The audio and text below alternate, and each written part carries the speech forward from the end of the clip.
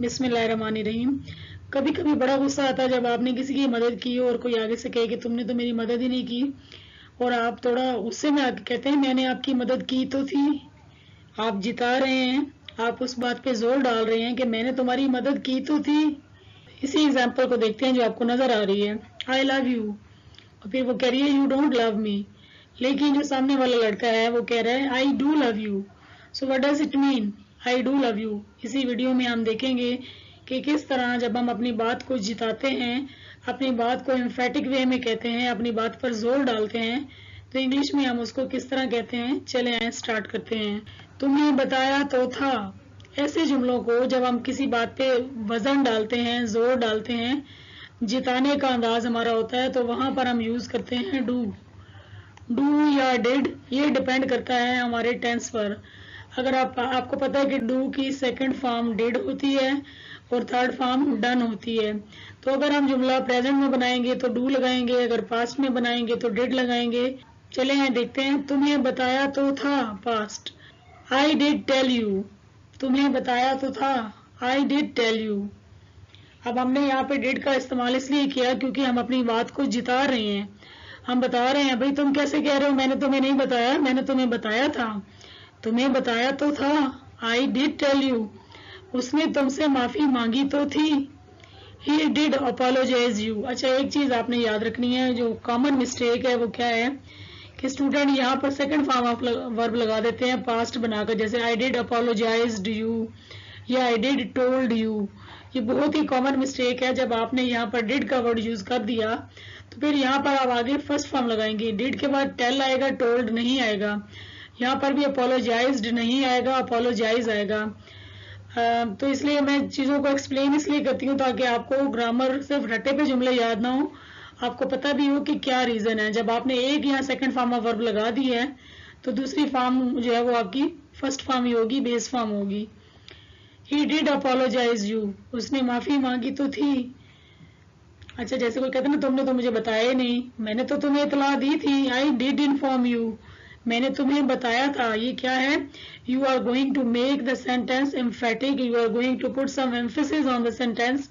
Simply آپ اپنی بات کو جتا کر بتا رہے ہیں کہ میں نے یہ کام کیا تھا. اچھا جی، میں نے آپ کی مدد کی تو تھی. I did help you. I did help you. تو یہاں پر ہم نے پاسٹ کی وجہ سے یہاں پر ڈیڈ لگایا اور اس کے بعد ہم فرسٹ فارم آف ورب لگائیں گے. I did help you. اس نے تمہیں کال تو کی تھی، یعنی آپ جتا رہے ہیں کہ اس نے تمہیں کال تو کی تھی. He did call you. He did call you. یعنی اس نے تمہیں کال تو کی تھی. میں آپ کی بات سنتا تو ہوں. بعض دفعہ مائیں اکثر گلا کرتی ہیں میرا بیٹا تو میری بات سنتا ہی نہیں ہے، اور بچہ اگر آگے سے یہ کہنا چاہتا ہے کہ میں آپ کی بات سنتا تو ہوں، then he will say، بچہ آگے سے جواب میں کیا کہے گا کہ میں آپ کی بات سنتا تو ہوں ماما. تو یہاں پر یہ جملہ جو ہے سنتا تو ہوں یہ پریزنٹ میں ہے، تو آپ یہاں پر لکھیں گے I do listen to you ماما، یا وہ جواب میں آپ یوں کہہ سکتے ہیں I do listen to you. تو میری بات نہیں سنتے ہو. سنتا تو ہوں I do listen to you. بیگم یہی شکوہ کرتی نظر آتی ہے کہ میری بات آپ نہیں سنتے، اور وہ پھر آگے سے کہتے ہیں ارے بھائی سنتا تو ہوں I do listen to you. وہ اسکول جاتا تو ہے. اب یہ بھی ہمارا پریزنٹ کا جملہ ہے، تو پریزنٹ میں آپ کو پتا ہے کہ ہم ڈز کا استعمال کرتے ہیں. یہ ہمارا سادہ جملہ ہے present indefinite tense. Why do you scold him? تم اسے کیوں ڈانٹتے ہو؟ وہ اسکول جاتا تو ہے. اب ہم یہاں پہ ہمارا پریزنٹ انڈیفینٹ میں آپ کو پتا ہوگا کہ ہم ڈو اور ڈز کا استعمال کرتے ہیں. ٹینس کے اکارڈنگ ہم ڈو کو چینج کرتے رہتے ہیں، جو ہمارا ٹینس ہوگا اسی کے حساب سے ہم فارم لگا دیں گے. ٹینسز اگر نہیں آتے تو میں اینڈ اسکرین پر اور آئی بٹن پر ٹینسز کی ویڈیو لگا دوں گی، ان کو بھی سمجھیں. He does go to school. وہ اسکول جاتا تو ہے. وہ اس کی مدد کرتا تو ہے. یہ بھی پریزنٹ میں ہے. He does help her. He does help her. وہ اس کی مدد کرتا تو ہے. اچھا کبھی کبھی کیا ہوتا ہے کہ کچھ لوگ بہت زیادہ سنوب ہوتے ہیں اور بڑی ایسے اپنے آپ بارے میں بڑی بڑی باتیں کرتے ہیں. وہ شاید کسی کو اگر جتا رہے ہیں اور وہ کہیں کہ اس کے پاس تو گاڑی بھی نہیں ہے، اور وہ آگے سے اپنی بات کو جتانے والے انداز میں کہے نہیں بھائی میرے پاس کار تو ہے، یا میرے پاس کار بھی ہے، کار تو ہے میرے پاس. I do have a car. اس میں بھی آپ جو تھوڑا سا جملوں کو ایمفیٹک بنا رہے ہیں، آپ اپنی بات پر زور ڈال کر اگلے کو جتا رہے ہیں کہ بھیا میرے پاس بھی کار ہے. I do have a car. I hope कि आपको समझ आया होगा कि किस तरह टेंस के अकॉर्डिंग हम डू को चेंज करते हैं। प्रेजेंट में डू हो जाएगा, पास्ट में डिड हो जाएगा, या जुमले पे डिपेंड करता है ही शी इट होगा तो हम डज का इस्तेमाल करेंगे। और ये वाला जो हमारा जुमला है ये मलकियत वाला जुमला है। बेसिक इंग्लिश ग्रामर कोर्स को देखें, वहाँ पे हमने correct use of has have भी बढ़ाया हुआ है, वो भी आप देख सकते हैं। टीम ने शानदार कामयाबी हासिल की तो थी। The team did achieve remarkable success. अब देखें यहाँ पे फर्स्ट फॉर्म ऑफ वर्ब हमने लगाई है क्योंकि यहाँ पर हमारी सेकंड फॉर्म ऑफ वर्ब जो है, सेकंड फॉर्म ऑफ वर्ब हमने पहले ही लगा दी है। मुझे मसले की पेचीदगी को समझने में कुछ वक्त तो लगा। It did take me a while to comprehend the complexity of problem. मसले की पेचीदगी को समझने में कुछ वक्त लगा। It did take me a while to comprehend the complexity of the problem. अब जैसे कहते हैं ना, मैंने तुम्हें बार बार बताया था कि तुम्हारी इन हरकतों का नतीजा अच्छा नहीं निकलेगा।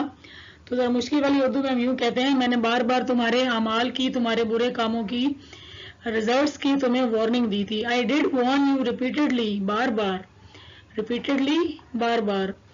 आई डिड वार्न यू, मैंने तुम्हें वार्न तो किया था, मैंने तुम्हें बताया तो था, तुम्हें समझाया भी था।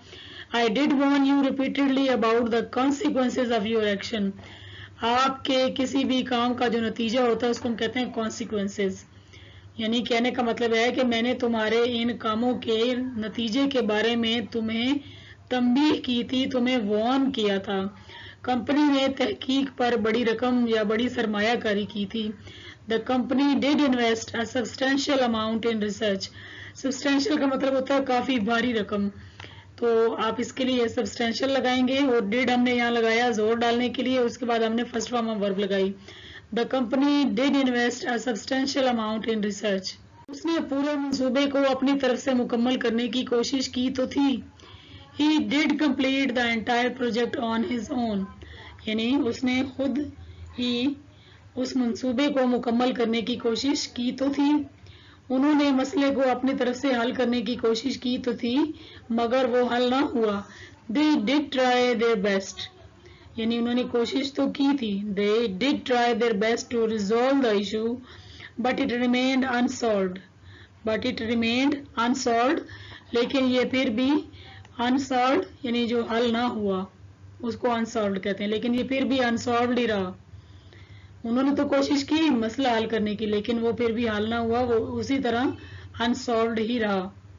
तो यहाँ पर हमने जोर डालने के लिए हम इसको यूं भी कह सकते हैं, दे ट्राइड देयर बेस्ट, तो उसका मतलब होता है कि उन्होंने कोशिश की थी। लेकिन जब आपने कहा ना they did try their best, तो इसका मतलब हो गया उन्होंने कोशिश तो की थी। इससे हमारे जुमले में जो है कि एम्फेसिस आता है, आप अपनी बात को जिता कर बता रहे हैं कि आपने ये बहुत ज्यादा कोशिश की तो थी।